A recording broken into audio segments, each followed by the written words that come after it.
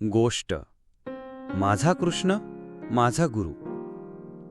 गुरु शोधायला डोंगरावर जाण्याची गरज नाही. कधी तुमच्याच खोलीत, तुमच्या मनात आणि कधी तुमच्या कृष्णात देखील तुम्हाला गुरु सापडू शकतात.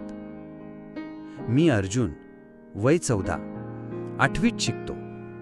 शहरात राहतो. आई बाबा दोघंही नोकरी करणारे.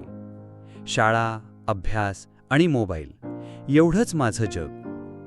पण माझ्या या छोट्या जगात एक अशी जागा आहे जिथं मी पूर्ण मोकळा होतो, जिथं मला कोणीही जज करत नाही. ती म्हणजे माझ्या खोलीतली एक छोटी मूर्ती, श्रीकृष्णाची, माझ्या कृष्णाची. बासरी हातात असलेला, थोडं हसणारा आणि तरीही डोळ्यात खोल काहीतरी खूप समजून घेणारा. आई म्हणते, श्रीकृष्ण तुझ्यासारखाच आहे, गप्प पण आतून विचार करणारा. हो, खरंच. मला खूप काही बोलायचं असतं, जे मी सगळं माझ्या कृष्णाला सांगतो. रोज रात्री झोपायच्या आधी मी कृष्णासमोर बसतो. एक छोटासा दिवा लावतो आणि मनातलं सगळं बोलतो. कधी वर्गात झालेलं भांडण, कधी आईचं रागावणं, कधी बाबांचं फक्त फोनमध्ये असणं, सगळं सांगतो.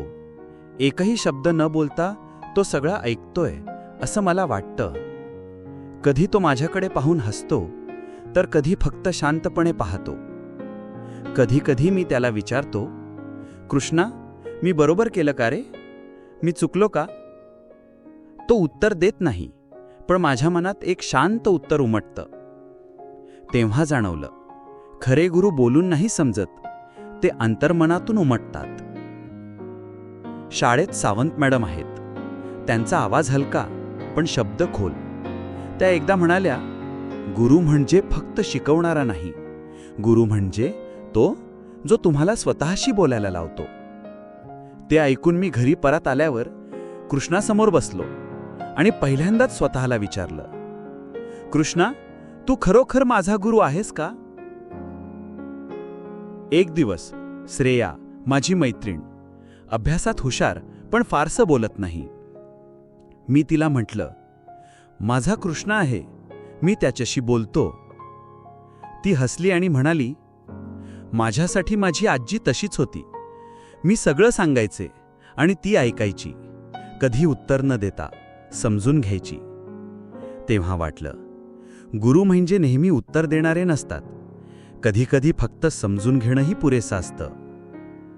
पप्पांनी एकदा विचारलं, तुझा कृष्ण तुला काय देतो रे? मी म्हटलं, काहीच नाही, फक्त ऐकतो.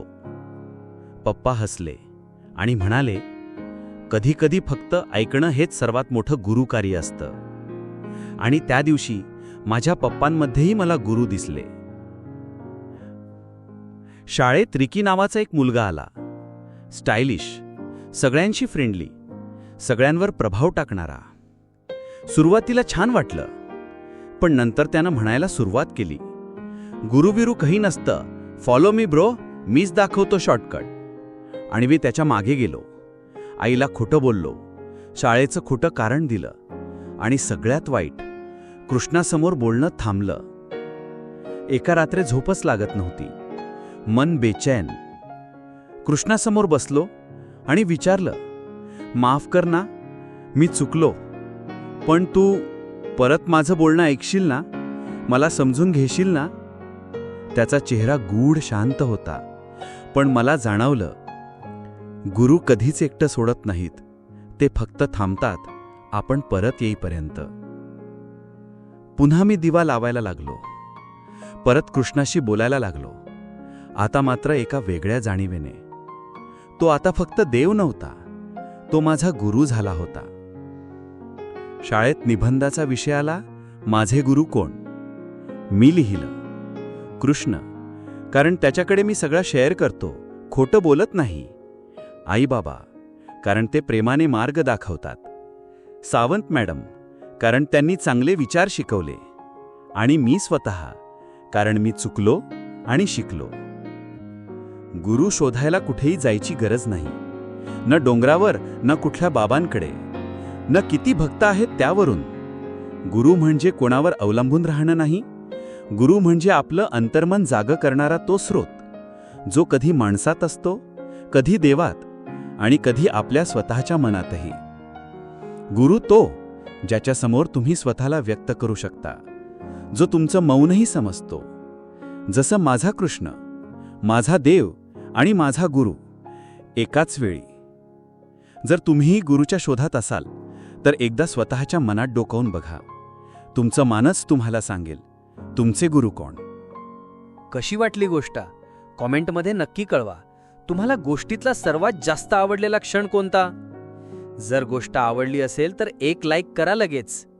शेअर करा तुमच्या खास मंडळींना, कारण चांगल्या गोष्टी सर्वांपर्यंत पोचल्या पाहिजेत. आणि हो, आमचं चॅनल सबस्क्राईब करायला विसरू नका हां, कारण पुढच्या वेळी आणू काहीतरी नवीन, काहीतरी खास.